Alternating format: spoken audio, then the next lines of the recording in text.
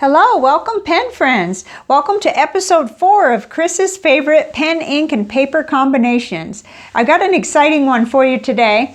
The item in the middle, the paper, is actually relatively new to me compared to, it's not like I've been working with it for 3 years, but it's been a really neat discovery thanks to Ink Journal and also a pen friend. So, but I'm just really excited about this. So let's start. I'm going to show you the pen, ink, and paper. And then I'll show you a water test that I did, a bath test with this actual paper, pen, and ink. And then we'll look at what the ink looks like on my little tile preview watercolor paper, and then we'll look at a writing sample and talk about some other things too about what I like about it. So starting right off here, many of you will recognize this particular pen. It's a Jinhao X750. It is one that I have moved into my actual ink review rotation, so I use it for ink reviews. I have a Broad Goulet, or it's actually a JoWo nib branded for Goulet. It's a broad nib in there, and I'm just using a the cartridge converter that came with the pen. So this has been a real workhorse in my fountain pen hobby. I love this pen. I have more than one like it. I do tend to change the nibs, but you don't have to. But it comes with kind of a medium nib that I'm not completely satisfied with. So I loved having that broad nib on there. And also I put stubs sometimes too, but this today is all about this one in the purple. I did order this off of eBay. It came from China, and I just love it. So next is the paper. This actually is the Midori. It's Midori A6 Notebook Light, and this one is lined. This one came in, let me get to a page where we're free so I can just show you the lining. Okay, it has 7mm line, and I really like that. I have kind of big writing, which makes sense why I like the broad and the stub nibs. And it's just really pretty, and then it's got that center line too. So, well, we'll talk about like where I found these things and everything like that later. This actual one though came in an ink flight. Let me see if I can get that so you can see the little mark there. It's the MD paper. And I'm still learning about this paper. I'm not, I bet that a lot of people watching know more about it than me. But what I have found is it's just very fountain pen friendly. And it's really, really nice for somebody like me that likes broad nibs where it shows off shading and it doesn't bleed through and stuff. So then the ink for today, last but not least, if you know me, is Robert Oster Tranquility. This is a gorgeous ink. It's a really nice shader. It comes in this 50 milliliter bottle, and I just love it. So let's bring over the water test, and I'll show you what happened. Here it is, and when we look at our tile, it really makes sense. This is a really pretty kind of a teal. It's got a lot of blue and a lot of green in it too, and it's just a nice shader. Well, it's very typical. That's 20 minutes that it stayed in my bath test, and it just disappeared, of course. You can barely, oops, I guess that was the top. You can barely make out a tiny bit with your eye, not really with the camera, but that's okay. It's just a typical one. This is the first of the 4 that we've covered that hasn't been water resistant at all, but I still love it for writing. So let me show you the writing sample. I already did it because of my this backup area that I'm filming in, and it's so dark today. So I already did it, but I wanted to go ahead and show you. Here it is. Try to get that up close. You can see that it shades really well. And this is a broad nib, and I just see a lot of shading around the letters. It does write very smooth. This is a smooth paper. It's not very toothy, but it's just really nice. And you do have what I'd call ghosting. This over here on this side, the back was written in Noodler's Lexington Gray with a fine nib, but still it's just nothing more than ghosting, and I would be happy. There's no bleed through. So when we go on the back of this side, let's see, well, maybe I want to make sure you had a chance to see it all, because I did print down toward the bottom there so you could see that. And it does shade, there's no bleed through, and it just has the normal ghosting. Let's turn to that. So there is ghosting. But so if that bothers you, maybe you'd be looking for something a little different. But for me, I don't mind it at all as long as it doesn't bleed through, because I use both sides of the paper and I just go ahead and I would be able to read my writing on this side. So I did write with a couple other pens just for the heck of it. These are currently inked pens. I noticed the TWSBI Go with the broad nib and the Blackstone Barrier Reef Blue did really well. I'm still on the fence about the Noodler's Ahab with the Diamine Red Dragon in it. This pen was having issues, so we'll skip over that one. This, I put a check mark. The TWSBI Eco with the 1.1 did really fine on here.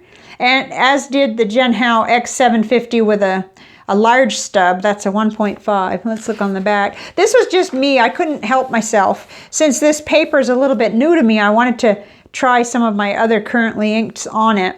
But I had discovered this Tranquility, how nice it looked on this paper. I discovered that when I had the Tranquility in this little Moonman pen, which is, this is a really, another one of my favorite matchups. But we'll probably cover this pen later on, but I just wanted to tell you this also makes an excellent combination in this pen. And of course it complements it better than the purple pen. I don't have a green Jinhao, but this has a number 5 nib from Goulet, the JoWo nib. So it's a lot smaller, but it's a juicy writer. It doesn't slow it down at all for flow or anything.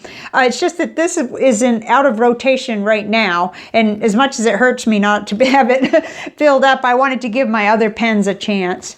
And I thought I'd just throw that in there. Okay, so let's get back to the basic here, today's combination, and just talk a little bit. Now, for me, this was all new. I haven't purchased separately these Midori notebooks. This came in an ink flight with 2 of them. One of the notebooks was solid, plain paper, and then there was this one with the 7mm line.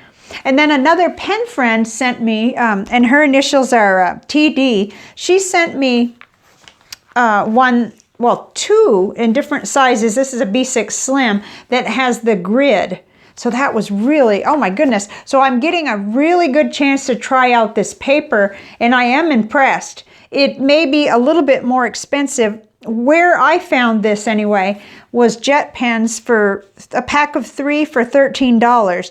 But that's sort of a preliminary search. So that would make it, I wrote down $4 each, but for some reason that doesn't.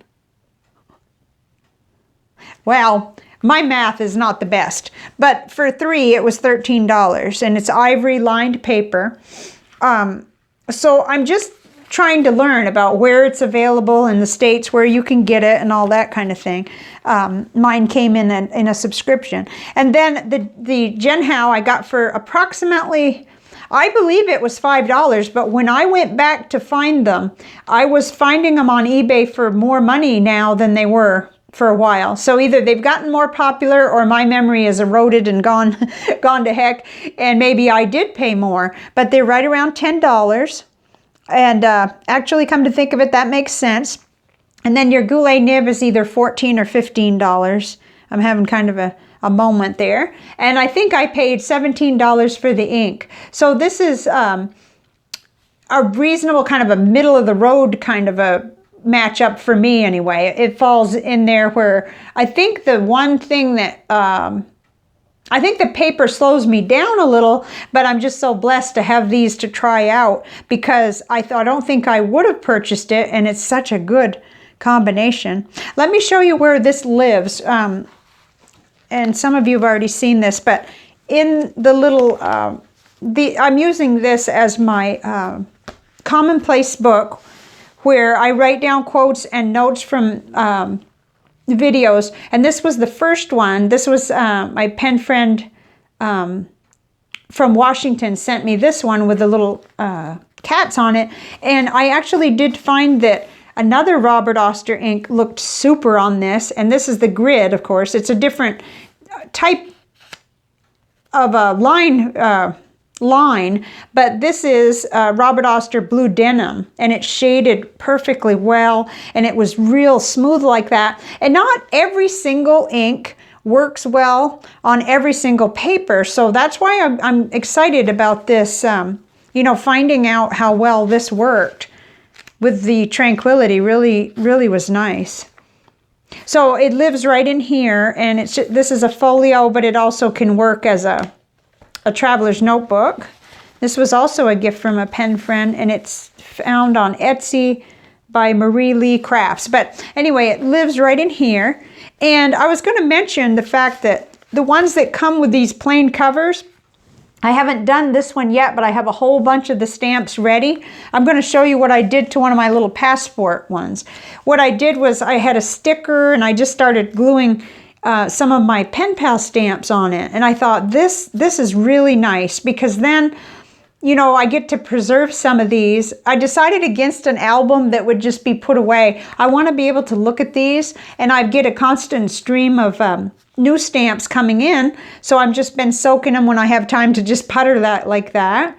And this is the one I made from the Rhodia and an old folder. This is a folder that had kind of butterflies and flowers. Whoops, and sometimes I use that on the outside, but this time I like that pink part. So that's what I'm planning to do with the other plain Midori ones, is just collage on the front.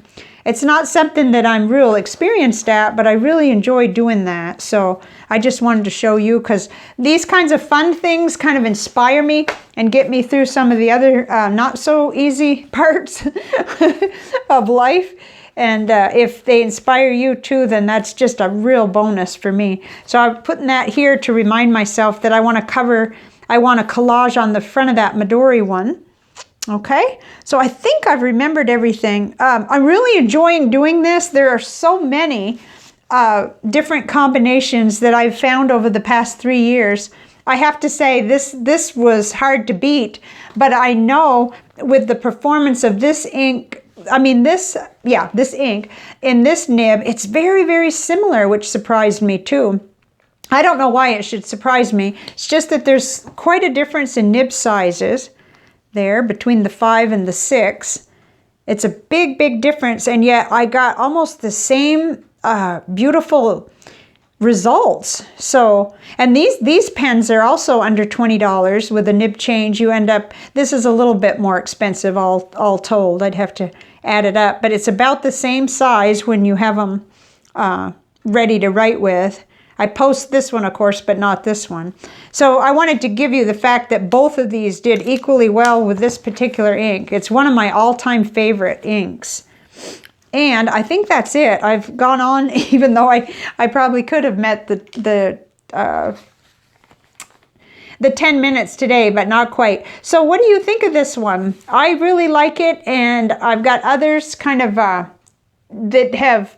I have them all kind of stored in my currently inked, and when I look back over them, it brings to mind some of these combinations right away. This one's the one I started in October though. I have 2 more books like this full. So what I do is I go through and like this one says epic fail, so we aren't going to be doing that one on this series. Actually, one of my pen friends mentioned, and it's a good idea, by the way, doing failures, and that might be harder for me to get started with, because I have a relationship with failure. I know that failure is the only way to success, because if we aren't trying things, we're not going to get there. But if I do decide to do the flip side and show you some of my epic failures, that'll definitely be one of them. But sometimes I'll see and I'll remember immediately what a good combination it was.